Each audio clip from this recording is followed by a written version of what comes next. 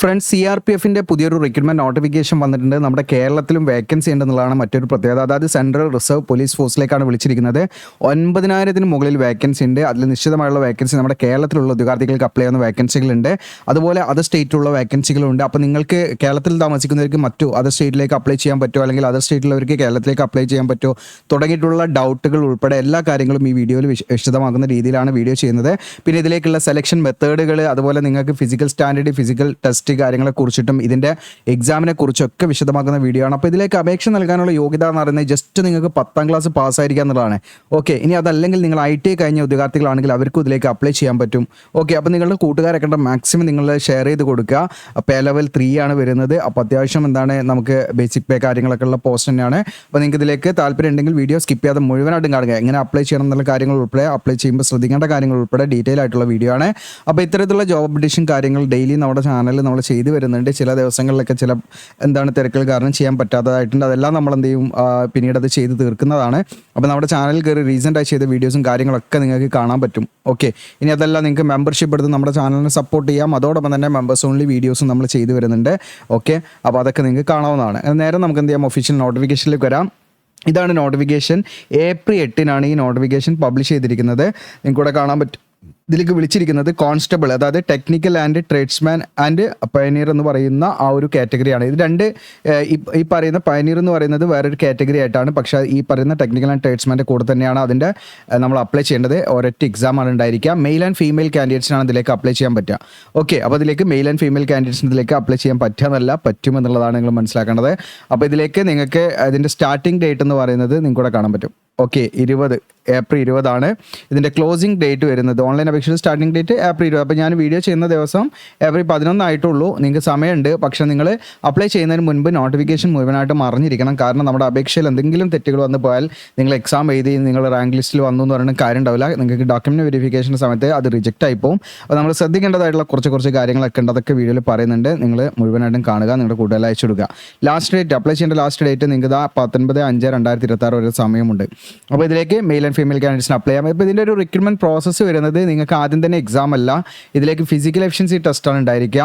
അത് കഴിഞ്ഞിട്ട് അത് ഫിസിക്കൽ എഫിഷ്യൻസി ടെസ്റ്റ് നിങ്ങൾ ക്വാളിഫൈ ചെയ്താൽ ഫിസിക്കൽ സ്റ്റാൻഡേർഡ് ടെസ്റ്റ് ഉണ്ടാവും. ഈ ഓരോ ടെസ്റ്റിനെ കുറിച്ചും നമ്മൾ അതിൻ്റെ ക്രൈറ്റീരിയ കാര്യങ്ങളൊക്കെ നമ്മൾ പറയുന്നുണ്ട്. പിന്നെ അത് കഴിഞ്ഞിട്ട് അത് ക്വാളിഫൈ ചെയ്താൽ ഫിസിക്കൽ സ്റ്റാൻഡേർഡ് ടെസ്റ്റ് ക്വാളിഫൈ ചെയ്താൽ കമ്പ്യൂട്ടർ ബേസ്ഡ് ടെസ്റ്റാണ് ഉണ്ടായിരിക്കുക. അത് കഴിഞ്ഞാൽ നിങ്ങൾക്ക് പിന്നെ ട്രേഡ് ടെസ്റ്റ് ഉണ്ടാവും. അത് ക്വാളിഫൈ ചെയ്താൽ ട്രേഡ് ടെസ്റ്റ് കഴിഞ്ഞിട്ടാണ് ഡോക്യുമെൻറ്റ് വെരിഫിക്കേഷൻ വരിക. അപ്പോൾ നിങ്ങൾ ആലോചിച്ച് നോക്കൂ, നമ്മൾ അപേക്ഷിക്കുന്ന സമയത്ത് നമ്മൾ എന്തെങ്കിലും തെറ്റായിട്ട് കാര്യങ്ങൾ രേഖപ്പെടുത്തി കഴിഞ്ഞാൽ നിങ്ങൾ ഫിസിക്കൽ എഫിഷ്യൻസി ടെസ്റ്റ് ക്വാളിഫൈ ചെയ്തു, നിങ്ങൾ ഫിസിക്കൽ സ്റ്റാൻഡേർഡ് ടെസ്റ്റ് ക്വാളിഫൈ ചെയ്തു, കമ്പ്യൂട്ടർ ബേസ്ഡ് ടെസ്റ്റ് കഴിഞ്ഞു, ട്രേഡ് ടെസ്റ്റ് കഴിഞ്ഞിട്ടാണ് പിന്നെ എന്ത് ചെയ്യുന്നത്, അതൊക്കെ ക്വാളിഫൈ ചെയ്ത് ലാസ്റ്റ് വരുന്ന ഡീറ്റെയിൽ ആയിട്ടുള്ള ഡോക്യുമെൻറ്റ് വെരിഫിക്കേഷൻ വരുന്നത്. ആ സമയത്തായിരിക്കും നമ്മുടെ അപേക്ഷയിൽ നമ്മൾ കൊടുത്ത കാര്യവും നമ്മുടെ ഡോക്യുമെൻറ്റ്സും നമ്മൾ മാച്ച് ആവാത്ത സംഭവം വന്നു കഴിഞ്ഞാൽ നമ്മുടെ അപേക്ഷ റിജക്റ്റ് ആവും. അതുകൊണ്ടൊക്കെ നിങ്ങൾ ശ്രദ്ധിക്കണം. അപ്ലൈ ചെയ്യുമ്പോൾ എന്തെങ്കിലും ഒരു ചെറിയ തെറ്റുകൾ വരാതെ നിങ്ങൾ സൂക്ഷിക്കുക. പിന്നെ മെഡിക്കലി നമ്മൾ ഫിറ്റാണോ അൺഫിറ്റാണോ എന്നുള്ള കാര്യങ്ങളാണ് ലാസ്റ്റ് വരിക. ഓക്കെ, അതിൻ്റെ കാര്യങ്ങൾ ഐസൈറ്റ് കാര്യങ്ങളൊക്കെ ഇതിൽ പറയും. അപ്പോൾ ഇതിൻ്റെ പേ സ്കെയിൽ ഇവിടെ കാണാം. പേ ലെവൽ 3 ആണ്. 21,700 മുതൽ 69,100 വരെ ഉണ്ട്. പിന്നെ മറ്റു അലവൻസും കാര്യങ്ങളൊക്കെ ഉണ്ടാകും. പിന്നെ വേക്കൻസീസ് വരുന്നത് നമുക്ക് 9,175 വേക്കൻസിയാണ് വന്നത്. ഈ 9,175 വേക്കൻസിയിൽ 9,000 നിങ്ങൾക്കൂടെ കാണാം 96 വേക്കൻസി മെയിൽ കാൻഡിഡേറ്റ്സിനും 79 വേക്കൻസി മാത്രമാണ് ഫീമെയിൽ കാൻഡിഡേറ്റ്സിനുള്ളത് കേട്ടോ. ഓക്കെ, അപ്പോൾ ഇവിടെ നിങ്ങൾക്ക് വേക്കൻസിയിൽ ഇവിടെ സ്റ്റേറ്റ് വൈസ് വേക്കൻസി ആണ് കൊടുത്തിരിക്കുന്നത്. നിങ്ങൾക്കിവിടെ കാണാം വിവിധ സ്റ്റേറ്റ് വൈസ് വേക്കൻസി. അതിൽ നമ്മുടെ കേരളത്തിൽ മാത്രമായിട്ട് 304 വേക്കൻസി ഉണ്ട്. അപ്പോൾ നിങ്ങൾ ആലോചിച്ച് നോക്കുക, കേരളത്തിൽ മാത്രമായിട്ട് 304 വേക്കൻസി എന്ന് പറഞ്ഞാൽ അത്യാവശ്യം നല്ല വേക്കൻസി തന്നെയാണ്. അപ്പോൾ നമ്മൾ PSC ഒക്കെ വെച്ച് കമ്പയർ ചെയ്യുന്ന സമയത്ത് കേരളത്തിലുള്ള ഉദ്യോഗാർത്ഥികൾക്ക് മാറ്റി വെച്ചിരിക്കുന്ന വേക്കൻസിയാണത്. ഓക്കെ, ഇനി അതർ സ്റ്റേറ്റിലുള്ള വേക്കൻസീസ് നിങ്ങൾക്കിവിടെ കാണാൻ പറ്റും. ഓക്കെ, പിന്നെ ഏറ്റവും കൂടുതലുള്ള വേക്കൻസി എവിടെയാണെന്ന് നമുക്ക് നോക്കാം. യെസ്, എനിക്ക് തോന്നുന്നു UP തന്നെ ആയിരിക്കും അധികം കൂടുതൽ. 1215 വേക്കൻസി അവിടെ മാത്രം വരുന്നുണ്ട്. പിന്നെ തമിഴ്നാട് നിങ്ങൾക്ക് നമ്മുടെ കേരളത്തിൻ്റെ ഡബിൾ വരുന്നുണ്ട്, വേക്കൻസി 673 വരുന്നുണ്ട്. അപ്പോൾ നിങ്ങൾക്കൊരു ഡൗട്ട് ഉണ്ടാകും, കേരളത്തിലുള്ള ഉദ്യോഗാർത്ഥികൾക്ക് തമിഴ്നാട്ടിലേക്കും തമിഴ്നാടുള്ളവർക്ക് കേരളത്തിലേക്കും ഒക്കെ അപ്ലൈ ചെയ്യാൻ പറ്റുമെന്നുള്ള ഡൗട്ട് ഉണ്ടാകും. അതൊക്കെ ഞാൻ വീഡിയോയിൽ പറയുന്നുണ്ട്, സ്കിപ്പ് ചെയ്യണ്ട. ഇനി ഇവിടെ ഫീമെയിൽ കാൻഡിഡേറ്റ്സിൻ്റെ പോസ്റ്റ് വളരെ കുറവാണ്. നമുക്ക് ആകെ കേരളത്തിൽ 2 വേക്കൻസിയാണ്. ആ 2 വേക്കൻസിയിൽ നിങ്ങൾക്ക് വരുന്നത് ഇത് അവിടെ ബ്രാസ് ബാൻഡിലാണ് വന്നിരിക്കുന്നത്. ഒന്ന് ബ്രാസ് ബാൻഡിലും ഒന്ന് നമുക്ക് ഇവിടെ വന്നിരിക്കുന്നത് വാട്ടർ കാരിയറിലാണ് വന്നിരിക്കുന്നത്. ഓക്കെ, അപ്പോൾ ആ ട്രേഡ് താല്പര്യമുണ്ട് നിങ്ങൾക്ക് അതിലേക്ക് അപ്ലൈ ചെയ്യാൻ പറ്റും. പിന്നെ ഇവിടെ ഇപ്പോൾ നിങ്ങൾക്ക് ടാബിളിൽ നിങ്ങൾക്ക് ഓരോ ട്രേഡ് വൈസ് നമുക്ക് നോക്കാം. ഓക്കെ, ഇതിൽ വിവിധ ട്രേഡ് ഉണ്ട്. നിങ്ങൾക്ക് ഏറ്റവും സ്യൂട്ടബിൾ ആയിട്ടുള്ള ബാർബർ ഉണ്ട്, അതുപോലെ നിങ്ങൾക്ക് ബ്യൂഗ്ലർ ഉണ്ട്, അതുപോലെ കൊബ്ലർ, ദെൻ കുക്ക്, അങ്ങനെ കാർപ്പൻറ്റർ, ഡ്രൈവർ, മാലി, അങ്ങനെ പറഞ്ഞിട്ട് നിങ്ങൾക്ക് ഈ വിവിധ ട്രേഡുകളുണ്ട്. ഇതിൽ ഏതാണ് ഏറ്റവും നിങ്ങൾക്ക് സ്യൂട്ടബിൾ എന്നുള്ളത് നിങ്ങൾ നോക്കുക. പിന്നെ നിങ്ങൾക്ക് ഡൗട്ട് എന്താ ഉണ്ടാകുക, ഒന്നിലധികം ട്രേഡിലേക്ക് അപ്ലൈ ചെയ്യാൻ പറ്റുമോ എന്നുള്ള അതും എല്ലാം വീഡിയോയിൽ വിശദമാകുന്നുണ്ട്, നിങ്ങൾ സ്കിപ്പ് ചെയ്യേണ്ട. അപ്പോൾ ഇതിലേക്ക് ഇതിപ്പോൾ ഒരു കാറ്റഗറിയാണ്, ഗ്രൂപ്പ് 1 ആണ് ഈ പറയുന്ന നമുക്ക് കോൺസ്റ്റബിൾ, ടെക്നിക്കൽ ആൻഡ് ട്രേഡ്സ്മാൻ എന്ന് പറയുന്നത് 9175 വേക്കൻസി. അത് കൂടാതെ ഒരു 20 വേക്കൻസി വേറെ കിടക്കുന്നുണ്ട്. അതാണ് നിങ്ങൾക്ക് പയനീറിൻ്റെ വേക്കൻസിയാണ്, പയനീർ വിങ് എന്ന് പറയുന്ന 20. ഇത് കൺസ്ട്രക്ഷൻ അങ്ങനെയൊക്കെ ഉള്ളൊരു മേഖലയാണ് വരുന്നത്. അത് പറയുന്ന മെയ്സൺ, ഇലക്ട്രീഷ്യൻ ആണ് ഇതിൽ വന്നിരിക്കുന്നത്. ആ 20 വേക്കൻസി മെയിൽ കാൻഡിഡേറ്റ്സിന് മാത്രമേ അപ്ലൈ ചെയ്യാൻ പറ്റുള്ളൂ. ഇവിടെ നിങ്ങൾക്ക് സ്റ്റേറ്റ് വൈസ് റെസ്ട്രിക്ഷനോ കാര്യങ്ങളൊന്നുമില്ല. ഓൾ ഇന്ത്യ ബേസിസിലാണ് ഈ പറയുന്ന 20 വേക്കൻസി. അതായത് പയനീർ വിങ് എന്ന് പറയുന്ന വേക്കൻസി 20 വേക്കൻസിയും നിങ്ങൾക്ക് ഓൾ ഇന്ത്യ ലെവലിൽ കേരളത്തിലുള്ളവർക്ക് അപ്ലൈ ചെയ്യാം, തമിഴ്നാട്ടിലുള്ളവർക്ക് 20ലേക്ക് അപ്ലൈ ചെയ്യാം, ഇനി എനി സ്റ്റേറ്റിലുള്ളവർക്ക് എന്ത് ചെയ്യാൻ പറ്റും, ഇതിലേക്ക് 20 വേക്കൻസിയിലേക്ക് അപ്ലൈ ചെയ്യാൻ പറ്റും കേട്ടോ. അപ്പോൾ മെയ്സണിൽ 13 വേക്കൻസിയും അതുപോലെ ഇലക്ട്രീഷ്യനിൽ 7 വേക്കൻസിയും നിങ്ങളുടെ കമ്മ്യൂണിറ്റി വൈസ് റിസർവേഷൻ കാര്യങ്ങളൊക്കെ നിങ്ങൾക്ക് കാണാം. ഇപ്പോൾ ജനറൽ നിങ്ങൾ നോക്കിയാൽ അത് എല്ലാത്തിലും ജനറൽ വേക്കൻസി ഉണ്ട്, ആർക്കാണെങ്കിലും അതിലേക്ക് അപ്ലൈ ചെയ്യാം കേട്ടോ. ഓക്കെ, അപ്പോൾ ഇത് വേറെ തന്നെയാണ്. ഈ 20 വേക്കൻസി മെയിൽ കാൻഡിഡേറ്റ്സിന് മാത്രം അപ്ലൈ ചെയ്യാൻ പറ്റുന്ന ഓൾ ഇന്ത്യ ബേസിസിൽ ഏത് സ്റ്റേറ്റിലുള്ള വിദ്യാർത്ഥികൾക്കും അപ്ലൈ ചെയ്യാൻ പറ്റും. പക്ഷേ ഇവിടെ നമ്മൾ പറഞ്ഞിരിക്കുന്ന വേക്കൻസി ഉണ്ടല്ലോ, ഇവിടെ ഇപ്പോൾ കേരളത്തിൽ ഇത്ര വേക്കൻസി ഉണ്ടെന്ന് പറഞ്ഞ്, അതുപോലെ തമിഴ്നാട് ഇത്ര വേക്കൻസി ഉണ്ടെന്ന് പറഞ്ഞ്, അതിൽ കുറച്ച് കാര്യങ്ങളുണ്ട് പറയാൻ, അത് ഞാൻ പറയാം. ഇനി ഇവിടെ നമുക്ക് ഇവിടെ നമുക്ക് ഇതാണ് ആ കാര്യങ്ങൾ. ഓക്കെ, ഞാൻ മാർക്ക് ചെയ്ത് വെച്ച് പറയാമെന്ന് വിചാരിച്ചിട്ടാണ്. കാരണം എന്താണെന്ന് വെച്ചാൽ നമ്മൾ പിന്നെ ഓരോന്ന് വിട്ടുപോകും, അതുകൊണ്ടാണ്. ഇവിടെ വ്യക്തമായിട്ട് പറയുന്നുണ്ട്. ഓരോ പോസ്റ്റും, അതായത് ഓരോ ട്രേഡ് വൈസ് വേക്കൻസീസും അതത് സ്റ്റേറ്റിന് കുറച്ച് വേക്കൻസി ഉണ്ടാവും. അപ്പം നമുക്ക് കേരളത്തിൽ ഞാൻ പറഞ്ഞില്ലേ 300 സംതിങ് വന്നിട്ട്, കേരളത്തിൽ 304 വേക്കൻസി. ഇത് കേരളത്തിലുള്ള ഉദ്യോഗാർത്ഥികൾക്ക് മാത്രം മാറ്റിവെച്ച വേക്കൻസിയാണ്. ഇപ്പോൾ തമിഴ്നാട് നമുക്ക് 673, തമിഴ്നാട് താമസിക്കുന്നവർക്കുള്ളതാണ്. അപ്പോൾ നിങ്ങൾ കേരളത്തിലേക്ക് അപ്ലൈ ചെയ്യാൻ താല്പര്യപ്പെടുന്നുണ്ടെങ്കിൽ നിങ്ങൾ കേരളത്തിലെ ഡൊമസൈൽ സർട്ടിഫിക്കറ്റ് നിങ്ങളെ കയ്യിലുണ്ടായിരിക്കണം. ഓക്കെ, അപ്പോൾ അത് നമുക്ക് ഈ ഡോക്യുമെൻറ്റ് വെരിഫിക്കേഷൻ്റെ സമയത്ത്, അല്ലെങ്കിൽ പെർമനൻറ്റ് റെസിഡൻസ് സർട്ടിഫിക്കറ്റ് അല്ലെങ്കിൽ ഡൊമസൈൽ സർട്ടിഫിക്കറ്റ് നമ്മൾ ഡോക്യുമെൻറ്റ് വെരിഫിക്കേഷൻ്റെ സമയത്ത് നമ്മൾ അവിടെ സബ്മിറ്റ് ചെയ്യണം, വാലിഡ് ആയിട്ടുള്ള. അപ്പോൾ നിങ്ങൾ ഏത് സ്റ്റേറ്റിലാണ്, അപ്പോൾ നിങ്ങൾക്ക് തമിഴ്നാട് അപ്ലൈ ചെയ്യാം. പക്ഷേ തമിഴ്നാട് ഡൊമസൈൽ സർട്ടിഫിക്കറ്റ് അല്ലെങ്കിൽ പെർമനൻറ്റ് റെസിഡൻസ് സർട്ടിഫിക്കറ്റ് നിങ്ങൾക്ക് കിട്ടുമെങ്കിൽ നിങ്ങൾക്ക് തമിഴ്നാട് അപ്ലൈ ചെയ്യാം. ഓക്കെ, അതാണ് അതിൻ്റെ കണ്ടീഷൻ. അപ്പോൾ ഏത് സ്റ്റേറ്റിലാണോ നിങ്ങൾ താമസിക്കുന്നത് ആ സ്റ്റേറ്റിലേ നിങ്ങൾക്ക് അപ്ലൈ ചെയ്യാൻ പറ്റുള്ളൂ, അത് സ്റ്റേറ്റിൽ അപ്ലൈ ചെയ്യാൻ പറ്റില്ല. അപ്പോൾ കേരളത്തിൽ താമസിക്കുന്നവർക്ക് കേരളത്തിൽ അപ്ലൈ ചെയ്യാം. ഇനിയിപ്പോൾ നിങ്ങൾ തമിഴ്നാടും താമസിക്കുന്നുണ്ടെങ്കിൽ തമിഴ്നാട് നിങ്ങൾക്ക് എന്താണ് ഡൊമസൈൽ സർട്ടിഫിക്കറ്റ് കിട്ടുകയാണെങ്കിൽ തമിഴ്നാടുള്ള വേക്കൻസിയിലേക്ക് അപ്ലൈ ചെയ്യാം. ഇനി കർണാടകയിൽ ഡൊമസൈൽ സർട്ടിഫിക്കറ്റ് നിങ്ങൾക്ക് കിട്ടുകയാണെങ്കിൽ കർണാടകയിൽ അപ്ലൈ ചെയ്യാം. അപ്പോൾ ഏതെങ്കിലും ഒരു സ്റ്റേറ്റിലെ നിങ്ങൾ റെപ്രസെൻറ്റ് ചെയ്തിട്ട് നിങ്ങൾക്ക് അപ്ലൈ ചെയ്യാൻ പറ്റുള്ളൂ. നിങ്ങൾക്ക് 2 സ്റ്റേറ്റിൽ ഒരുമിച്ച് അപ്ലൈ ചെയ്യാൻ പറ്റില്ല. ഓക്കെ, അപ്പോൾ അത് നിങ്ങൾ പ്രത്യേകം ശ്രദ്ധിക്കുക. തെറ്റായിട്ട് ഏതെങ്കിലും സ്റ്റേറ്റ് പോയിട്ട് കൊടുത്തു കഴിഞ്ഞപ്പോൾ നിങ്ങൾ എന്ത് ചെയ്യും, തമിഴ്നാടാണ് കൂടുതൽ വേക്കൻസി എന്ന് വിചാരിച്ചിട്ട് പല ഉദ്യോഗാർത്ഥികൾ എന്ത് ചെയ്യും, നോട്ടിഫിക്കേഷൻ ഈവൻ വായിക്കാതെ അല്ലെങ്കിൽ റീഡ് ചെയ്യാതെ ജസ്റ്റ് എന്ത് ചെയ്യും, തമിഴ്നാട് പോയി കൊടുത്തു കഴിഞ്ഞാൽ ഡോക്യുമെൻറ്റ് വെരിഫിക്കേഷൻ്റെ സമയത്ത് നിങ്ങൾക്ക് ഡൊമസൈൽ സർട്ടിഫിക്കറ്റ് തമിഴ്നാട്, നമ്മളിപ്പോൾ കേരളത്തിൽ താമസിക്കുന്നവരാണെങ്കിൽ നമുക്ക് തമിഴ്നാട് സർക്കാർ ഡൊമസൈൽ സർട്ടിഫിക്കറ്റ് തരില്ല. അങ്ങനെ ആകുമ്പോൾ സമയത്ത് നമ്മുടെ ഒന്നും പറയില്ല, നമ്മുടെ കാൻഡിഡേറ്റ്സ് റിജക്റ്റ് ആയി പോകും. പിന്നെ നമുക്കത് ചേഞ്ച് വരുത്താനൊന്നും പറ്റില്ല. അപ്പോൾ അതൊക്കെ വളരെ ഇമ്പോർട്ടൻ്റ് ആയിട്ട് ശ്രദ്ധിക്കേണ്ട കാര്യങ്ങളാണ്.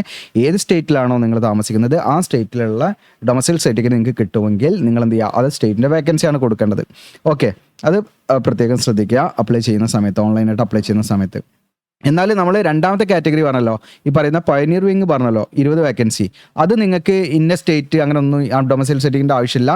നിങ്ങൾക്ക് ഏത് സ്റ്റേറ്റിലുള്ള കാൻഡിഡേറ്റ്സിനും ഏത് യൂണിയൻ ടെറിട്ടറിയിലുള്ള ഉദ്യോഗാർത്ഥികൾക്കൊക്കെ എന്ത് ചെയ്യാം, ഇതിലേക്ക് അപ്ലൈ ചെയ്യാം 20 വേക്കൻസിയിലേക്ക്.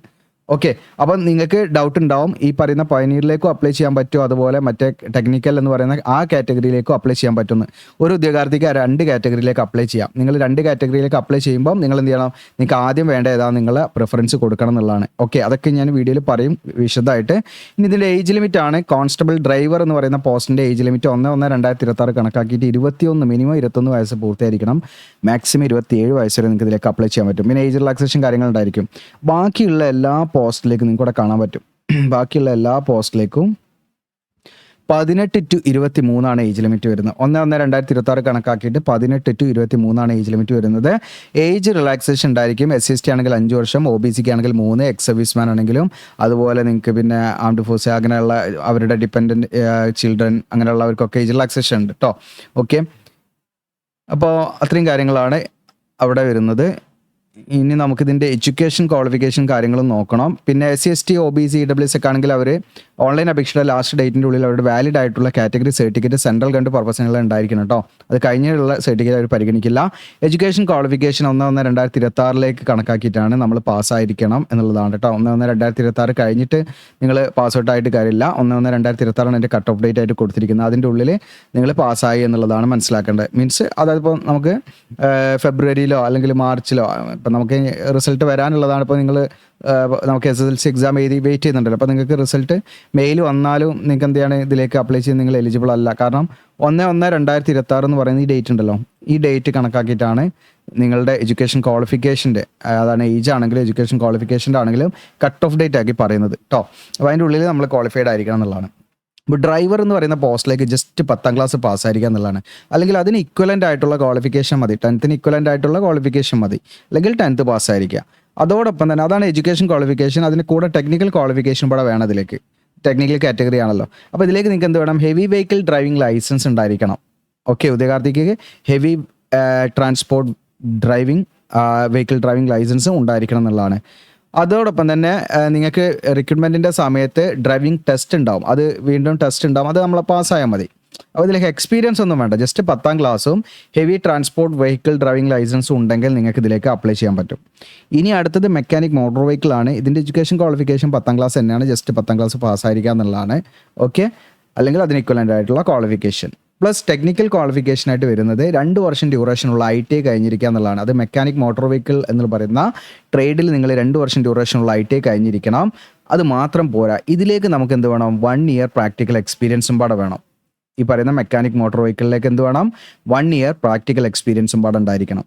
ഓക്കെ, അപ്പോൾ അത് വെച്ചിട്ട് നിങ്ങൾക്ക് എന്ത് ചെയ്യാം? ഇതിലേക്ക് അപ്ലൈ ചെയ്യാം. അപ്പോൾ സാധാരണഗതിയിൽ അപ്രൻറ്റീഷിപ്പ് നിങ്ങൾ ITI കഴിഞ്ഞിട്ട് 1 ഇയർ അപ്രൻറ്റീഷിപ്പ് ഒക്കെ ചെയ്തിട്ടുണ്ടെങ്കിൽ അത് എക്സ്പീരിയൻസ് ആയിട്ട് പരിഗണിക്കാറുണ്ട്. ഓക്കെ, അപ്പോൾ നിങ്ങൾക്ക് അത് വെച്ച് ട്രൈ ചെയ്യാവുന്നതാണ്. ഇനി അടുത്തത് അതല്ലെങ്കിൽ നിങ്ങൾക്ക് ഇപ്പോൾ ITI ഇല്ല, 10ാം ക്ലാസ് പാസ്സാണ്, ITI ഇല്ല, നിങ്ങൾ എന്ത് ചെയ്തു? 10ാം ക്ലാസ് പാസ്സായതിനു ശേഷം അപ്രൻറ്റീഷിപ്പ് ചെയ്തു. മെക്കാനിക് മോട്ടോർ വെഹിക്കിൾ ട്രേഡുമായി ബന്ധപ്പെട്ട് നിങ്ങൾ എന്ത് ചെയ്തു? നിങ്ങൾ അപ്രൻറ്റീഷിപ്പ് ചെയ്തു. 3 വർഷം ഡ്യൂറേഷനുള്ള അപ്രൻറ്റീഷിപ്പ് നിങ്ങൾ അങ്ങനെ ചെയ്തിട്ടുണ്ടെങ്കിൽ, അതായത് നിങ്ങൾക്ക് 10ാം ക്ലാസ് കഴിഞ്ഞിട്ട് അപ്രൻറ്റീഷിപ്പ് ചെയ്യാനുള്ള സ്കീമൊക്കെ ഉണ്ട്, റെയിൽവേയിലൊക്കെ ഉണ്ടാകാറുണ്ട്. അപ്പോൾ അങ്ങനെ നിങ്ങൾ 3 വർഷം ഡ്യൂറേഷനുള്ള അപ്രൻറ്റീഷിപ്പ് ഒക്കെ കംപ്ലീറ്റ് ചെയ്തവരാണെങ്കിൽ നിങ്ങൾക്ക് എന്ത് ചെയ്യുക? 1 വർഷത്തെ പ്രാക്ടിക്കൽ എക്സ്പീരിയൻസ് ഉണ്ടെങ്കിൽ അത് വെച്ചിട്ട് അപ്ലൈ ചെയ്യാം. അപ്പോൾ നിങ്ങൾക്ക് ITIയുടെ ആവശ്യമില്ല, അപ്രൻറ്റീഷിപ്പ് മതി, 3 വർഷം ഡ്യൂറേഷൻ. അപ്പോൾ ആ രീതിയിൽ നിങ്ങൾക്ക് ഇതിലേക്ക് അപ്ലൈ ചെയ്യാം. ഇനി മറ്റെല്ലാ ട്രേഡിലേക്കും, ഇപ്പോൾ നമ്മളിവിടെ പറഞ്ഞ ഡ്രൈവറും അതുപോലെ മെക്കാനിക് മോട്ടോർ വെഹിക്കിളിലേക്ക് മാത്രമാണ് ഈ പറഞ്ഞ രീതിയിൽ ക്വാളിഫിക്കേഷൻ. ബാക്കിയുള്ള ഇനി നമ്മൾ പറയാനുള്ള ഒരുപാട് കാറ്റഗറി ട്രേഡ് ഉണ്ടല്ലോ. നമ്മൾ പറഞ്ഞില്ലേ, വിവിധ ട്രേഡ് വൈസ് നമ്മൾ പറഞ്ഞു. ഇപ്പം മുകളിൽ പോയിട്ട് കുറേ പോകേണ്ട നിങ്ങൾക്ക് അറിയാമല്ലോ, വിവിധ ട്രേഡുകൾ ഉണ്ട്. അപ്പോൾ ബാക്കിയുള്ള എല്ലാ ട്രേഡിലേക്കും 10ാം ക്ലാസ് മതി യോഗ്യത. ജസ്റ്റ് നിങ്ങൾക്ക് 10ാം ക്ലാസ് പാസ്സായിരിക്കുക എന്നുള്ളതാണ്. ഓക്കെ, ടെക്നിക്കൽ ക്വാളിഫിക്കേഷൻ എന്ന് പറഞ്ഞാൽ നിങ്ങൾക്ക് ഇപ്പോൾ ബാർബർ ആണെങ്കിൽ നിങ്ങൾക്ക് മുടി വെട്ടാനൊക്കെ നമുക്ക് അത്യാവശ്യം അതിലൊരു എയിം ഉണ്ട് എന്നുള്ളത് നമുക്കറിയാലോ, നമ്മുടെ സ്കില്ല് അറിയാലോ. അപ്പോൾ അതുണ്ടായത് സർട്ടിഫിക്കറ്റോ കാര്യങ്ങളോ എക്സ്പീരിയൻസോ ഒന്നും വേണ്ട, നിങ്ങൾ പ്രൊഫിഷ്യൻ്റ് ആയാൽ മതി. അതായത് ഏത് ട്രേഡിലേക്കാണോ നിങ്ങൾ അപ്ലൈ ചെയ്യുന്നത് ആ ട്രേഡിൽ നിങ്ങൾക്ക് എന്ത് ചെയ്യാൻ പറ്റണം? നിങ്ങൾക്ക് അത് പെർഫോം ചെയ്യാൻ പറ്റണം എന്നുള്ളതാണ്. നിങ്ങൾ പ്രൊഫിഷ്യൻ്റ് ആയാൽ മതി. ഓക്കെ, ഇപ്പോൾ നിങ്ങൾ ടൈലർ ആണെങ്കിൽ നിങ്ങൾക്ക് അതുമായി ബന്ധപ്പെട്ടുള്ള ആ വർക്ക് ചെയ്യാൻ നിങ്ങൾക്ക് കഴിയണം എന്നുള്ളതാണ് ഉദ്ദേശിക്കുന്നത്, അല്ലാതെ യാതൊരുവിധ സർട്ടിഫിക്കറ്റും വേണ്ട. അപ്പോൾ നിങ്ങൾക്ക് ബാക്കി എല്ലാ ട്രേഡിലേക്കും അപ്ലൈ ചെയ്യാൻ വേണ്ട എഡ്യൂക്കേഷൻ ക്വാളിഫിക്കേഷൻ എന്ന് പറയുന്നത് ജസ്റ്റ് നിങ്ങൾക്ക് 10ാം ക്ലാസ് പാസ്സായിരിക്കുക എന്നുള്ളതാണ്. ഓക്കെ, വേറെ ഒരുവിധ സർട്ടിഫിക്കറ്റോ കാര്യങ്ങളോ ഒന്നും വേണ്ട.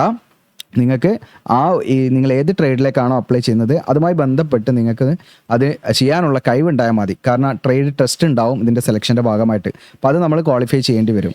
പിന്നെ വരുന്ന പയനിയർ വിങ് ആണ്. ഇതിലേക്ക് മേസൺ ഓർ ഇലക്ട്രീഷ്യൻ ആണ് വിളിച്ചത്. ഇതിലേക്ക് 10ാം ക്ലാസ് പാസ്സായിരിക്കുക എന്നുള്ളതാണ്. അതോടൊപ്പം തന്നെ ടെക്നിക്കലായിട്ട് വരുന്നത് 1 ഇയർ എക്സ്പീരിയൻസ് വേണം. മേസണറി അല്ലെങ്കിൽ ഇലക്ട്രീഷ്യനിൽ നിങ്ങൾക്ക് 1 ഇയർ എക്സ്പീരിയൻസും പാടെ വേണം. ഇപ്പം 10ാം ക്ലാസ് വെച്ചിട്ട് ഈ പറയുന്ന പയനിയർ വിങ്ങിലേക്ക് അപ്ലൈ ചെയ്യാൻ പറ്റില്ല. അതോടൊപ്പം തന്നെ മുൻഗണന ആർക്കാന്ന് വെച്ചാൽ ITI കഴിഞ്ഞവരുണ്ടെങ്കിൽ അവർക്ക് മുൻഗണന കൊടുക്കും കേട്ടോ. ഓക്കെ, ഈ പറയുന്ന ഇലക്ട്രീഷ്യൻ അതുപോലെ മെഷീനറി ബന്ധപ്പെട്ട് നിങ്ങൾക്ക് ITI കഴിഞ്ഞ ഉദ്യോഗാർത്ഥികളുണ്ടെങ്കിൽ അവർക്ക് കുറച്ചുകൂടെ മുൻഗണന ഉണ്ടാവും. അപ്പോൾ ITI കഴിഞ്ഞവർക്ക് ഇതിലേക്ക് അപ്ലൈ ചെയ്യാം. ഇതല്ലെങ്കിൽ നിങ്ങൾക്ക് 1 ഇയർ എക്സ്പീരിയൻസ് ഉണ്ടെങ്കിൽ അത് വെച്ചിട്ട് നിങ്ങൾക്ക് എന്ത് ചെയ്യാൻ പറ്റും? അത് വെച്ചിട്ട് ഇതിലേക്ക് അപ്ലൈ ചെയ്യാവുന്നതാണ് കേട്ടോ. Okay, machinery electrician ITI നിർബന്ധമല്ല, ITI ഉണ്ടെങ്കിൽ അവർക്ക് മുൻഗണന കൊടുക്കുന്നതാണ്. ഓക്കെ, ഇനി എങ്ങനെ അപ്ലൈ ചെയ്യുന്നത് വെച്ചാൽ ഓൺലൈനായിട്ടാണ് അതിൻ്റെ കാര്യങ്ങൾ പറയാം. അപേക്ഷാ ഫീസ് 100 രൂപയാണ്. ഓരോ പോസ്റ്റിനും. മെയിൽ കാൻഡിഡേറ്റ്സ് ആയിട്ടുള്ള ജനറൽ AWS OBC കാൻഡിഡേറ്റ്സ് മാത്രമാണ് 100 രൂപ. SC ST കാൻഡിഡേറ്റ്സ് അതുപോലെ ഫീമെയിൽ കാൻഡിഡേറ്റ്സ്, നിങ്ങൾ ഫീമെയിൽ കാൻഡിഡേറ്റ്സ് ഏത് കാറ്റഗറി ആണെങ്കിലും നിങ്ങൾക്ക് യാതൊരു ഫീസും വേണ്ട, ഫ്രീ ആയിട്ട് അപ്ലൈ ചെയ്യാം. ഇനി SC ST കാൻഡിഡേറ്റ്സിനും ഫീ വേണ്ട, എക്സ് സർവീസ്മാനും ഫീ വേണ്ട കേട്ടോ. പിന്നെ ഇതിൻ്റെ ഫിസിക്കൽ എഫിഷ്യൻസി ടെസ്റ്റും ഫിസിക്കൽ സ്റ്റാൻഡേർഡ് ടെസ്റ്റും ട്രേഡ് ടെസ്റ്റും ഡോക്യുമെൻറ്റ് വെരിഫിക്കേഷനും മെഡിക്കൽ എക്സാമിനേഷനൊക്കെ നടക്കുന്നത് കേരള ആണെങ്കിൽ നിങ്ങൾക്ക് ഇവിടെ കാണാൻ പറ്റും. അത് group centre CRPF Pallippuram, Thiruvananthapuram, Kerala എന്ന് പറഞ്ഞാൽ ഇവിടെ ആയിരിക്കും നടത്തുക. കർണാടക ആണെങ്കിൽ വേറെ അഡ്രസ്സ് ഉണ്ടാവും. ഓക്കെ. പിന്നെ കമ്പ്യൂട്ടർ ബേസ്ഡ് ടെസ്റ്റിൻ്റെ സെൻറ്റർ എന്ന് പറഞ്ഞാൽ നിങ്ങൾ PST യും PET യും ഒക്കെ നിങ്ങൾ ക്വാളിഫൈ ചെയ്ത് കഴിഞ്ഞാൽ എത്ര ഉദ്യോഗാർത്ഥികൾ ഏതൊക്കെ റീജിയനിൽ ക്വാളിഫൈഡ് ആണ് എന്നതിനെ ബേസ് ചെയ്തിട്ട് എന്ത് ചെയ്യും, അവർ എക്സാം സെൻറ്റർ തീരുമാനിക്കുകയാണ് ചെയ്യുക കേട്ടോ. ഓക്കെ. നമുക്ക് കേരളത്തിലൊക്കെ എക്സാം സെൻറ്റർ ഉണ്ടാവും. പിന്നെ അതോടൊപ്പം തന്നെ എക്സാമിനേഷൻ സ്കീമാണ് ഫിസിക്കൽ എഫിഷ്യൻസി ടെസ്റ്റിൽ. ഇപ്പം മെയിൽ കാൻഡിഡേറ്റ്സ് ആണെങ്കിൽ, ഇപ്പം ഈ പറയുന്ന ടെക്നിക്കൽ ആൻഡ് ട്രേഡ്സ്മാൻ എന്ന് പറയുന്ന കാറ്റഗറിയിൽ മെയിൽ കാൻഡിഡേറ്റ്സ് ആണെങ്കിൽ അവർക്ക് 5 കിലോമീറ്റർ 24 മിനിറ്റ് കൊണ്ട് ഓടിയെത്തണം. ഫീമെയിൽ ആണെങ്കിൽ 1.6 കിലോമീറ്റർ 8:30 മിനിറ്റ് കൊണ്ട് ഓടിയെത്തണം. ഓക്കെ. ഈ പറയുന്ന ട്രേഡുകളിൽ കേട്ടോ അപ്ലൈ ചെയ്യുകയാണെങ്കിൽ നിങ്ങൾക്ക് ഇതായിരിക്കും ടെസ്റ്റ്. ഇനി ഈ പറയുന്ന ട്രേഡുകളിലേക്ക് അപ്ലൈ ചെയ്യുകയാണെങ്കിൽ നിങ്ങൾക്ക് 1.6 കിലോമീറ്റർ 10 മിനിറ്റ് കൊണ്ട് മെയിൽ കാൻഡിഡേറ്റ്സ് ഓടിയെത്തണം, 1.6 കിലോമീറ്റർ 12 മിനിറ്റ് കൊണ്ട് ഫീമെയിൽ ഓടിയെത്തണം. പിന്നെ നമ്മൾ പറഞ്ഞില്ലേ രണ്ടാമത്തെ കാറ്റഗറി, ഇതിപ്പോൾ ഒരു ഗ്രൂപ്പാണ്. ഈ രണ്ടെണ്ണം ഒരു ഗ്രൂപ്പാണല്ലോ. ഇനി ഇത് മറ്റൊരു ഗ്രൂപ്പാണ്, സെക്കൻഡ് ഗ്രൂപ്പാണ് പോസ്റ്റ് വരുന്നത് കേട്ടോ. ഓക്കെ. അപ്പോൾ ഒരു ഉദ്യോഗാർത്ഥിക്ക് ഈ ഗ്രൂപ്പ് 1 ഏതെങ്കിലും പോസ്റ്റിലേക്കോ അപ്ലൈ ചെയ്യാം, ഈ ഗ്രൂപ്പ് 2 അപ്ലൈ ചെയ്യാം, ഇതിലേതെങ്കിലും. അപ്പോൾ ഈ പറയുന്ന പയനീർ വിങ്ങിൻ്റെ ഇതിലേക്കാണെങ്കിൽ നിങ്ങൾ അപ്ലൈ ചെയ്യുന്നതെങ്കിൽ 1.6 കിലോമീറ്റർ മെയിൽ കാൻഡിഡേറ്റ്സിന് മാത്രമാണല്ലോ പോസ്റ്റ്, ഫീമെയിലിന് ഈ പോസ്റ്റ് വേക്കൻസി ഇല്ല കേട്ടോ. മെയിൽ കാൻഡിഡേറ്റ് 1.6 കിലോമീറ്റർ 9 മിനിറ്റ് കൊണ്ട് ഓടിയെത്തണം എന്നുള്ളതാണ് കേട്ടോ. പിന്നെ ഇതിൻ്റെ ഫിസിക്കൽ ഫിസിക്കൽ എഫിഷ്യൻസി ടെസ്റ്റ് നിങ്ങൾ ക്വാളിഫൈ ചെയ്ത് കഴിഞ്ഞാൽ ഫിസിക്കൽ സ്റ്റാൻഡേർഡ് ടെസ്റ്റാണ് ചെക്ക് ചെയ്യുക. മെയിൽ കാൻഡിഡേറ്റ്സ് 170 സെൻറ്റിമീറ്റർ മിനിമം ഉണ്ടായിരിക്കണം, ഫീമെയിൽ ആണെങ്കിൽ 155 സെൻറ്റിമീറ്റർ മിനിമം ഹൈറ്റ് മതി. പിന്നെ ST കാൻഡിഡേറ്റ്സ് ആണെങ്കിൽ അവർ മെയിൽ 162.5 സെൻറ്റിമീറ്ററും ഫീമെയിൽ 150 സെൻറ്റിമീറ്ററും ഹൈറ്റ് മതി കേട്ടോ. അപ്പോൾ ഈ പറയുന്ന ST കാൻഡിഡേറ്റ്സിന് എന്ത് റിലാക്സേഷൻ കൊടുക്കുന്നുണ്ട്. പിന്നെ മറ്റു യൂണിയൻ ടെറിട്ടറി അതുപോലെ അങ്ങനെയുള്ള ചില പ്രത്യേക ഏരിയയിലൊക്കെ എന്ത് ചെയ്യുന്നുണ്ട്, ട്രൈബൽ ഏരിയകളിലോ അങ്ങനെയുള്ള ഏരിയയിലൊക്കെ ഉള്ളവർക്കൊക്കെ ഈ റിലാക്സേഷൻ ഉണ്ട്, നമ്മൾ നോക്കുന്നില്ല. പിന്നെ ചെസ്റ്റ് മെയിൽ കാൻഡിഡേറ്റ്സിന് നോർമൽ 80 സെൻറ്റിമീറ്റർ, എക്സ്പാൻഷൻ 5 സെൻറ്റിമീറ്റർ വേണം. ST ആണെങ്കിൽ അവർക്ക് 76 മതി മെയിൽ കാൻഡിഡേറ്റ്സിന്, പിന്നെ എക്സ്പാൻഷൻ 5 സെൻറ്റിമീറ്റർ വേണം. പിന്നെ ഫീമെയിൽ കാൻഡിഡേറ്റ്സിന് ചെസ്റ്റ് മെഷർ ചെയ്യില്ല കേട്ടോ, മെഷർമെൻ്റ് എടുക്കില്ല. ഓക്കെ. അതിൻ്റെ ബാധകം അല്ല അവർക്ക്. ഇനി കമ്പ്യൂട്ടർ ബേസ്ഡ് ടെസ്റ്റിൻ്റെ സ്കീമാണ്. 100 ക്വസ്റ്റ്യൻ 100 മാർക്കാണ്. അപ്പോൾ ഇതിൻ്റെ സിലബസ് കാര്യങ്ങൾ ഇതിലുണ്ട്. General intelligence and reasoning 25 question 25 mark, GK അതുപോലെ ജനറൽ അവയർനെസ് 25 ക്വസ്റ്റ്യൻ 25 മാർക്ക്. പിന്നെ എലിമെൻ്ററി മാത്തമാറ്റിക്സ് ആണ് 25 ക്വസ്റ്റ്യൻ 25 മാർക്ക്. പിന്നെ ഇംഗ്ലീഷ് അല്ലെങ്കിൽ ഹിന്ദി, ഇതിൽ ഏതെങ്കിലും ഒന്ന് മതി.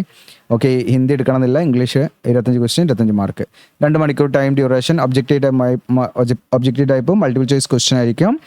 പിന്നെ നിങ്ങൾ തെറ്റായി രേഖപ്പെടുത്തിയാൽ 0.25 മാർക്ക് നെഗറ്റീവായിട്ട് പിടിക്കുന്നതാണ്. നല്ല രീതിയിൽ പ്രിപ്പയർ ചെയ്യുക. പിന്നെ സിലബസ് ഇതാണ്, ഇത് വെച്ചിട്ട് നിങ്ങൾ എന്ത് ചെയ്യുക, പ്രിപ്പയർ ചെയ്യാം. ഓക്കെ. ഇനി ട്രേഡ് ടെസ്റ്റ് ആണ്. ട്രേഡ് ടെസ്റ്റ് എന്ന് പറയുന്നത് നിങ്ങൾക്ക് CBT ക്വാളിഫൈ ചെയ്ത് കഴിഞ്ഞാൽ ആ ലിസ്റ്റിലുള്ള ഉദ്യോഗാർത്ഥികളെയാണ് പിന്നീട് ട്രേഡ് ടെസ്റ്റിന് പരിഗണിക്കുക. അപ്പോൾ ട്രേഡ് ടെസ്റ്റിന് 50 മാർക്കുണ്ട്. ജസ്റ്റ് ക്വാളിഫൈ ചെയ്താൽ മതി. നമ്മൾ ഫസ്റ്റിൽ ഏറ്റവും ടോപ്പ് മാർക്ക് വാങ്ങി മുന്നിലെത്തണമെന്നൊന്നുമില്ല. ജസ്റ്റ് 50-ൽ 20 മാർക്ക് വാങ്ങി ക്വാളിഫൈ ചെയ്താൽ മതി. ഓക്കെ. അപ്പോൾ ടെസ്റ്റിൽ നമുക്ക് എന്തൊക്കെയാണ് ഉണ്ടായത്? അപ്പോൾ ഡ്രൈവർ ആണെങ്കിൽ നിങ്ങൾക്ക് ഡ്രൈവിംഗ് ട്രേഡ്, അതുപോലെ ഹാൻഡ്ലിംഗ്, ഡ്രൈവിംഗ്, പാർക്കിംഗ്, അങ്ങ് മെയിൻ്റനൻസ്, ലൈറ്റ് ഹെവി വെഹിക്കിൾ, അങ്ങനെ തുടങ്ങിയിട്ടുള്ള കാര്യങ്ങൾ നമ്മൾ ഡ്രൈവ് ചെയ്ത് കാണിക്കാലും അതുപോലെ അതിലുള്ള ഇഷ്യൂസ്, മെയിൻ്റനൻസ് കാര്യങ്ങൾ അതെങ്ങനെയാണ് എന്നുള്ള കാര്യങ്ങളൊക്കെ ആയിട്ട് ബന്ധപ്പെട്ടായിരിക്കും നമ്മൾ ചെയ്ത് കാണിക്കേണ്ടി വരിക. ഇനി മോട്ടോർ മെക്കാനിക് വെഹിക്കിൾ ആണെങ്കിൽ ഇതിൽ നിങ്ങൾക്ക് ഓട്ടോമൊബൈൽ ഫിറ്ററും മോട്ടോർ മെക്കാനിക് ട്രേഡും ഹാൻഡ്ലിംഗ് ഓഫ് ടൂൾസും ഇതൊക്കെയാണ് ചെക്ക് ചെയ്യുക. പിന്നെ ഈ പറയുന്ന ബ്യൂഗ്ലർ ആണെങ്കിൽ നിങ്ങൾക്ക് പ്ലേയിങ് അതുപോലെ അത് വായിച്ചിട്ട് നിങ്ങൾക്ക് അതൊരു ഇൻസ്ട്രുമെൻ്റ് ആണല്ലോ, അപ്പോൾ അത് നിങ്ങൾ മെയിൻ്റെനൻസ് അതുപോലെ അത് ഹാൻഡ്ലിങ്ങും കാര്യങ്ങളൊക്കെയാണ് ചെക്ക് ചെയ്യുക കേട്ടോ. പിന്നെ അങ്ങനെ ഓരോന്നും നിങ്ങൾ നോക്കുക, ടൈലർ, കോബ്ലർ, കാർപ്പൻറ്റർ, അങ്ങനെ ഓരോന്നും നമ്മളത് എന്തൊക്കെയാണ് ചെയ്യേണ്ടി വരിക ട്രേഡ് ടെസ്റ്റിൽ എന്നുള്ളതാണ് ഇവിടെ കൊടുത്തിരിക്കുന്നത്. ഇപ്പോൾ വാഷർമാനൊക്കെ ആണെങ്കിൽ നമ്മൾ ക്ലോത്ത്സ് വാഷ് ചെയ്ത് അയൺ ചെയ്തൊക്കെ കാണിച്ചു കൊടുക്കുക എന്നുള്ളതാണ് കേട്ടോ. പിന്നെ ഇനി ഡോക്യുമെൻറ്റ് വെരിഫിക്കേഷനാണ് പിന്നെ വരിക അടുത്ത ഘട്ടം. ട്രേഡ് ടെസ്റ്റ് കഴിഞ്ഞാൽ ഓക്കെ, പിന്നെ അത് കഴിഞ്ഞിട്ട് medical exam, medically fit or unfit എന്നുള്ളതാണ്. അതിൽ നമുക്ക് ഐ എക്സാമിനേഷൻ, അതായത് നിങ്ങൾ ഐസൈറ്റ് നോക്കണം. അപ്പം ഈ പറയുന്ന കോൺസ്റ്റബിൾ, ട്രേഡ്സ്മാൻ, ഡ്രൈവർ ആണെങ്കിൽ നിങ്ങൾക്ക് നിയർ വിഷൻ ബെറ്ററായി N6ഉം N9ഉം ആണ്. അത് നിങ്ങൾ ഏതെങ്കിലും ഐ ക്ലിനിക്കിൽ പോയിട്ട് നിങ്ങൾക്ക് ഡൗട്ട് ഉണ്ടെങ്കിൽ, നിങ്ങൾക്ക് അങ്ങനെ കാഴ്ചക്ക് എന്തെങ്കിലും ഇഷ്യൂസ് ഫീൽ ചെയ്യുന്നവരാണെങ്കിൽ മാത്രം ചെക്ക് ചെയ്താൽ മതി. നോർമൽ ഐസൈറ്റുള്ളവർ നോക്കേണ്ട ആവശ്യമില്ലല്ലോ. ഇനി അൺകറക്റ്റഡ്, ഇവിടെ അൺഎയ്ഡഡ് എന്ന് പറഞ്ഞാൽ നമ്മൾ കണ്ണട ഒന്നും യൂസ് ചെയ്യാതാണ് കേട്ടോ, ഗ്ലാസ് ഒന്നും യൂസ് ചെയ്യാതാണ് പറയുന്നത്. നോർമൽ ഈ റേഞ്ച് ഉണ്ടായിരിക്കണം. പിന്നെ കളർ പെർസെപ്ഷൻ ഒക്കെ CP2 ആണ് കേട്ടോ അതിൻ്റെ ഒരു സ്റ്റാൻഡേർഡ് വരുന്നത്. പിന്നെ അൺകറക്റ്റഡ് വിഷ്വൽ ആണ് പറയുന്നത്, ഡിസ്റ്റൻസ് വിഷൻ്റെതാണ്. അത് ബെറ്ററായി 6/6ഉം വോസായി 6/9ഉം ആണ് പറയുന്നത്. അതും വിത്തൗട്ട് ഗ്ലാസ് ആണ്. 6/6 ആണ് നോർമൽ ഐസൈറ്റാണ്. പിന്നെ അതുപോലെ തന്നെ ഈ പറയുന്ന 6/9 എന്ന് പറഞ്ഞാൽ കുറച്ച് കുറവാണ്. അപ്പോൾ അത് കുറവാണെങ്കിൽ കുഴപ്പമില്ല, ഒന്ന് എന്തായാലും ബെറ്റർ ആവണം. ഓക്കെ, അപ്പോൾ ബെറ്റർ ആണ്ട് ഇവിടെ പ്രത്യേകമായിട്ട് പറയുന്നുണ്ട്. യെസ്, ഇവിടെ പ്രശ്നമില്ല. ഓക്കെ, യെസ്, റിഫ്രാക്ഷൻ്റെ കാര്യം. ഇവിടെ നിങ്ങൾക്ക് ഡിസ്റ്റൻസ് വിഷനും കണ്ണട വെക്കാതെ നമുക്ക് ഒരു കണ്ണിന് എന്ത് ചെയ്യണം, നമുക്ക് 6/6 ഉണ്ടായിരിക്കണം. ഒരു മറ്റേ കണ്ണിന് 6/9 ആയി കുറഞ്ഞാലും കുഴപ്പമില്ല. ഇനി 6/6 ആണെങ്കിലും കുഴപ്പമില്ല. 6/6 മുതൽ നിങ്ങൾക്ക് 6/9 വരെ എന്താണ് പറ്റുന്നതാണ് കേട്ടോ. ഓക്കെ, ഒന്ന് കറക്റ്റ് നമുക്ക് കാഴ്ചയുള്ള കണ്ണായിരിക്കണം എന്നുള്ളതാണ്. അപ്പോൾ എന്തെങ്കിലും ഡൗട്ട് ഉണ്ടെങ്കിൽ നിങ്ങൾ ചെക്ക് ചെയ്താൽ മതി. പിന്നെ റിഫ്രാക്ഷൻ വരുന്നത്, നമ്മൾ റിഫ്രാക്ഷൻ വിഷ്വൽ കറക്ഷൻ ഒന്നും നമ്മൾ ചെയ്യാൻ പാടില്ല. ഈവൻ ഗ്ലാസസ് ഉപയോഗിച്ചിട്ട് പോലും ചെയ്യാൻ പാടില്ല എന്നുള്ളതാണ് ഈ പറയുന്ന CT ഡ്രൈവറിലേക്ക്. പിന്നെ കളർ വിഷൻ്റെ നമ്മൾ പറഞ്ഞ CP2 ആണ് വരുന്നത് കേട്ടോ.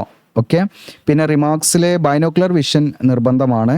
ഓക്കെ, നമുക്ക് ബൈനോക്കുലർ വിഷൻ ഉണ്ടായിരിക്കണം. പിന്നെ CT, അതായത് മോട്ടോർ വെഹിക്കിൾ മെക്കാനിക്ക ആ ഒരു പോസ്റ്റിലേക്കാണെങ്കിൽ, MMVയിലേക്കാണെങ്കിൽ CP3 ആണ് കളർ പെർസെപ്ഷൻ്റെ ആ ഒരു സ്റ്റാൻഡേർഡ് വരുന്നത്.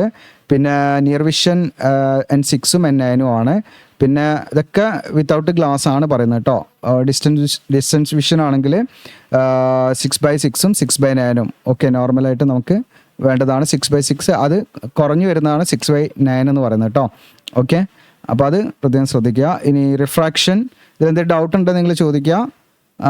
റിഫ്രാക്ഷൻ എന്ന് പറയുന്നത് നമ്മൾ കറക്ഷൻ ഗ്ലാസ് ഒന്നും ഉപയോഗിച്ച് ചെയ്യാൻ പാടില്ല ഈവൻ എന്നുള്ളതാണ്.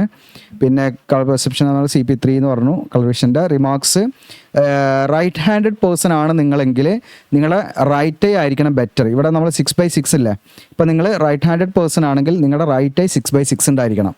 ഇനി നിങ്ങൾ ലെഫ്റ്റ് ഹാൻഡഡ് പേഴ്സൺ ആണെങ്കിൽ നിങ്ങളുടെ ലെഫ്റ്റ് ഐ 6/6 ആയിരിക്കണം കേട്ടോ. അപ്പോൾ അത് അങ്ങോട്ടും ഇങ്ങോട്ടും ആ രീതിയിലായിരിക്കണം, പ്രത്യേകം ശ്രദ്ധിക്കുക.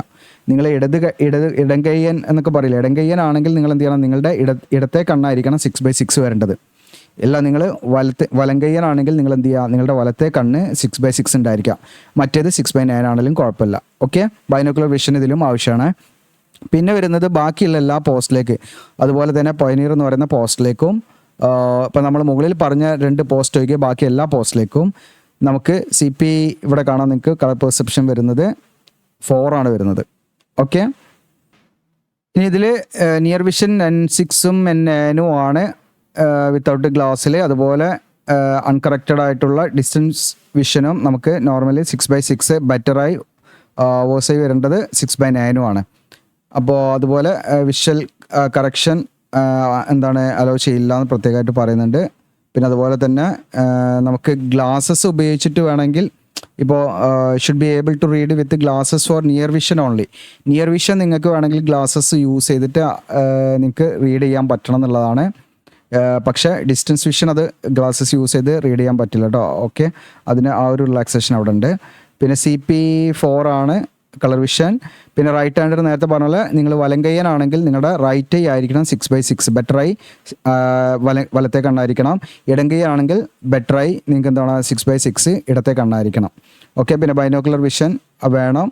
പിന്നെ അതുപോലെ മിനിമം കളർ പെർസെപ്ഷനിൽ വരുന്ന കളർ റെഡും ഗ്രീൻ കളറും റെക്കഗ്നൈസ് ചെയ്യാൻ പറ്റണം എന്നുള്ളതാണ് മിനിമം. ബാക്കിയൊന്നും പറ്റിയില്ലെങ്കിൽ പ്രശ്നമില്ല. പിന്നെ അതുപോലെ നിങ്ങൾക്ക് നോഗ്നി, അതുപോലെ ഫ്ലാറ്റ് ഫുട്ട്, വാരിക്കോസ് വെയിന്, സ്ക്വിൻഡ് ഐ അങ്ങനെയുള്ള പ്രശ്നങ്ങളൊന്നും ഉള്ളവർക്ക് ഇതിലേക്ക് അപ്ലൈ ചെയ്യാൻ എലിജിബിൾ അല്ല കേട്ടോ. ഓക്കെ, അത് മെൻ്റലി ഫിസിക്കലി നമ്മൾ ഫിറ്റ് ആയിരിക്കണം എന്നുള്ള കണ്ടീഷനാണ് മെയിനായിട്ട്. എന്തെങ്കിലും ഡൗട്ടോ കാര്യങ്ങളുടെ ചോദിക്കാം നിങ്ങൾ. പിന്നെ ഇതിൽ വരുന്നത് നമുക്ക് ഇതിൻ്റെ ഓൺലൈനായിട്ട് ഫോം ഫില്ല് ചെയ്യുമ്പോൾ ശ്രദ്ധിക്കേണ്ട കാര്യങ്ങളുണ്ട്. വ്യക്തമായിട്ട് ഇവിടെ പറയുന്നുണ്ട്, 1 candidates allowed to apply for 1 post of each category. അതായത് ടെക്നിക്കൽ ആൻഡ് ട്രേഡ്സ്മാൻ എന്ന് പറയുന്ന ഒരു കാറ്റഗറിയും പയനീർ എന്ന് പറയുന്നത് മറ്റൊരു കാറ്റഗറി ആയിട്ട് നമുക്ക് കണക്കാക്കാം. അപ്പോൾ നിങ്ങൾക്ക് ഇതിലെന്ത് ചെയ്യാൻ പറ്റും, ഓരോ കാറ്റഗറിയിലെയും ഓരോ പോസ്റ്റിനെയും ഒരു ഉദ്യോഗാർത്ഥിക്ക് അപ്ലൈ ചെയ്യാൻ പറ്റുള്ളൂ. അപ്പോൾ ടെക്നിക്കൽ ആൻഡ് ട്രേഡ്സ്മാനിൽ നമ്മൾ പറയുന്ന ടൈലർ, അതുപോലെ ബാർബർ എന്നൊക്കെ പറഞ്ഞിട്ട് കുറേ ട്രേഡ് ഉണ്ട്. അതിൽ നിങ്ങൾക്ക് ഏതെങ്കിലും ഒരു ട്രേഡിലേക്ക് നിങ്ങൾക്ക് അപ്ലൈ ചെയ്യാൻ പറ്റും. അതുപോലെ പയനീറിൽ നിങ്ങൾക്ക് മേസനും ഇലക്ട്രീഷ്യനും ഉള്ള അതിലേതെങ്കിലും ഒരു പോസ്റ്റിലേക്ക് നിങ്ങൾക്ക് എന്ത് ചെയ്യാൻ പറ്റും, ഇതിലേക്ക് അപ്ലൈ ചെയ്യാൻ പറ്റും.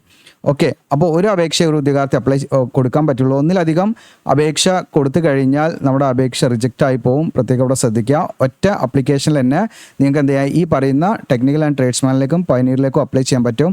അങ്ങനെ കൊടുക്കുമ്പോൾ നിങ്ങൾ പ്രിഫറൻസ് അവിടെ മെൻഷൻ ചെയ്യണം എന്നുള്ളതാണ് ഓൺലൈനായിട്ട് അപ്ലൈ ചെയ്യുന്ന സമയത്ത്.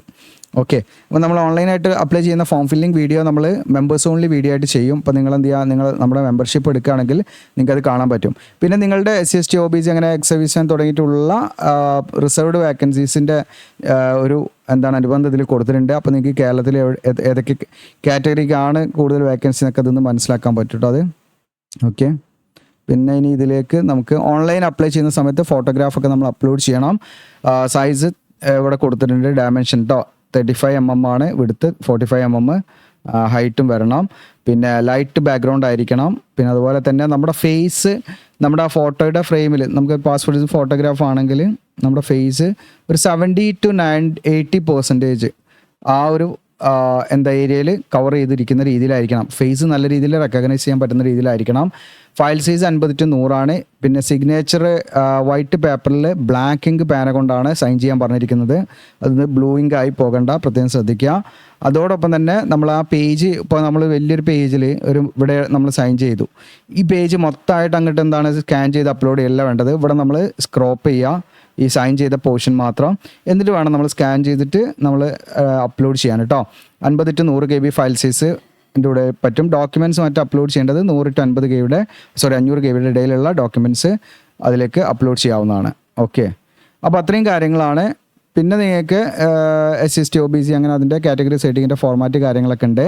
ഇനി അടുത്ത ഘട്ടം എന്ന് പറഞ്ഞാൽ നിങ്ങൾക്ക് ഇതിലേക്ക് എങ്ങനെ അപ്ലൈ ചെയ്യാന്നുള്ള കാര്യങ്ങളാണ്. അപ്പോൾ അതിനായിട്ട് നിങ്ങൾ വീഡിയോയുടെ ഡിസ്ക്രിപ്ഷനിൽ അപ്ലൈ ചെയ്യുന്ന ലിങ്ക് ഉണ്ടാകും. അതിൽ ക്ലിക്ക് ചെയ്യുമ്പോൾ CRPF കോൺസ്റ്റബിൾ ട്രേഡ്സ് പറഞ്ഞിട്ട് ഇതിലേക്ക് വരും. നമ്മുടെ സോഷ്യൽ മീഡിയ ഐക്കൺസ് ഉണ്ട്, ഇതിലൊക്കെ നിങ്ങൾ ഫോളോ ചെയ്യാവുന്നതാണ്. അപ്ലൈ ചെയ്യേണ്ട ലാസ്റ്റ് ഡേറ്റ് May 19 പ്രത്യേകം ശ്രദ്ധിക്കുക. ഇമ്പോർട്ടൻറ്റ് ഡീറ്റെയിൽസും കാര്യങ്ങളൊക്കെ ഇതിൽ കൊടുത്തിട്ടുണ്ട്. നിങ്ങൾക്ക് താഴോട്ട് നിൽക്കാം. ഓക്കെ, താഴോട്ട് നീക്കിയാൽ ഇവിടെ കണ്ട നോട്ടിഫിക്കേഷൻ നിങ്ങൾക്ക് ഇപ്പോൾ അവൈലബിൾ ആണ്, ക്ലിക്ക് ചെയ്ത് കൊടുക്കുക. പക്ഷേ ആപ്ലിക്കേഷൻ ഫോമിൻ്റെ ലിങ്ക് 19 നമുക്ക് കിട്ടുക. അതായത് നമ്മളതിൻ്റെ ഡേറ്റ് പറഞ്ഞല്ലോ, 19 20 കേട്ടോ, ഞാൻ കൊടുത്ത മാറിയതാണ്. അതായത് April 20 നമുക്ക് ഓൺലൈൻ അപേക്ഷയുടെ ലിങ്ക് ലഭിക്കുക. ഓക്കെ, ഇത് ഡേറ്റ് നോക്കണ്ട, അത് ഞാൻ എഡിറ്റ് ചെയ്യും. അപ്പോൾ April 20 കേട്ടോ നമുക്കിവിടെ അവൈലബിൾ ആകുക. ഞാൻ കൊടുത്തത് അതിൻ്റെ ക്ലോസിംഗ് ഡേറ്റ് ഇവിടെ കൊടുത്തത്. അപ്പോൾ ഇവിടെ April 20 നിങ്ങൾക്ക് എന്ത് ചെയ്യും, ഇതിൻ്റെ ലിങ്ക് കൂടെ ആക്റ്റീവ് ആവും. അപ്പോൾ ആ സമയത്ത് ഞാനിവിടെ അപ്ഡേറ്റ് ചെയ്യും. പിന്നെ ഇതിൻ്റെ ഓൺലൈൻ ഫോം ഫില്ലിങ് നമ്മൾ മിക്കവാറും മെമ്പേഴ്സ് ഓൺലി ആയിട്ടായിരിക്കും ചെയ്യുക. അപ്പോൾ നിങ്ങൾ മെമ്പർഷിപ്പ് എടുക്കുക. അങ്ങനെയാണെങ്കിൽ നിങ്ങൾക്ക് എങ്ങനെ ഓൺലൈൻ ഫോം ഫില്ല് ചെയ്യുക എന്നുള്ള കാര്യങ്ങളെക്കുറിച്ച് മനസ്സിലാക്കാൻ പറ്റും. നമ്മുടെ ചാനലിന് സപ്പോർട്ടാവും. Thank you.